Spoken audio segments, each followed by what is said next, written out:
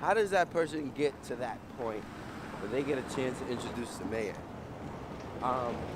But to tell you the story, it all started back in 2015, I like to say. Or we could take it as far back as 1992 when I was born into this world and it was manifested before I knew it. But we'll start in 2015. Student government president at City Tech, really had a chance to advocate and connect with not just the CUNY community, but also the New York wide community, where I guess people continue to remember me for the work that I've done, throughout time. I'm the legislative director for USS, and my job is to connect now students with the same opportunities that I was receiving, or even more, to continue to advocate and represent the student population in CUNY. There was a part of me that wanted to say no and to empower a student, a current student. I hate saying that. I was a student too. I may go back to school. You telling me because I'm not in school right now, I don't care, I don't matter, even though all I do all day, every day is advocate for students? Get out of here. Okay. I'm gonna give it to somebody else. But then I realized these kind of opportunities only come once in a lifetime. You don't really just walk into this ever again. It's a coincidence that I'm even having this opportunity today. So I took advantage of it because something inside me said that there's a reason that that I was given this opportunity.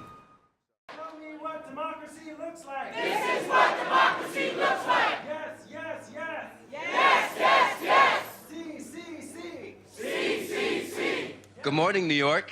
Good morning. My name is Hercules Emil Reed, and I am fired up to vote on Tuesday, November 6th. Yeah. But before I start, I want to say the most important part.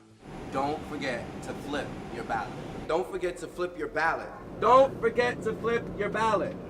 It is a privilege and honor. Right? Flip. It is a privilege and honor to stand here and tell my story. I'm a New Yorker born and raised. It's funny that the train stopped so I can speak. The first time I voted was in 2012 when Obama was running for president for the second term. The next time I voted was in 2015 when I myself was running for student government president at New York City College of Technology. I am now the legislative director, thank you, for CUNY's University Student Senate. Young people like me are ready to lead. I saw it every day when I served as student government president at City Tech, and I see it now as I work with current leaders at CUNY. But when we consider running for office, we encounter barriers so difficult to overcome, many feel defeated. It is a Herculean task trying to get elected in the city. A friend of mine, who since I met him, has told me one day he's going to be president. He ran for public office in 2017. I served as his volunteer coordinator, and one thing that stuck out was how hard it was for him to raise money. Barriers to office are real, and a real big one is that not a lot of us know a ton of rich people. I witnessed firsthand how just if, my friend had more access to resources, his overall campaign would have been that much stronger. The reality is the old system may have once worked for some, but it definitely doesn't work now. For too long, we have been plagued, disenfranchised, and discouraged by what many call the machine. What Mayor Bill De Blasio and the Charter Commission is seeking to accomplish is very timely for what is happening in America right now. There's a small window in life where young people believe change is possible. If the door is shut on them, they will never come back. It is important for us to get it right now.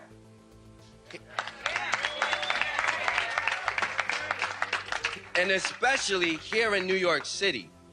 At a time of such massive change, we need reform now. We need to do away with old broken systems that no longer serve us now.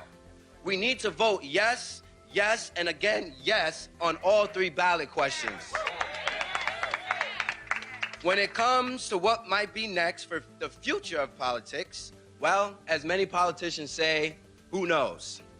But I know more doors will be open for people like me and the young people of our city if we pass all 3 ballot questions on Tuesday, November 6th. And now, it is my honor and privilege to introduce to you all the mayor of New York City, Bill De Blasio.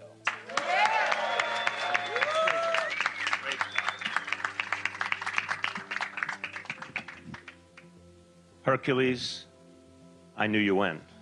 Okay, I'm gonna be able to say I'm gonna have photos that proved I met Hercules early on his way up. And Hercules, thank you. It was powerful. And you said something that really grabbed me about that moment in a young person's life. Let's think about that for a moment. In the history of this country and all over the world, young people led the way to change. Young people have proven that democracy can work.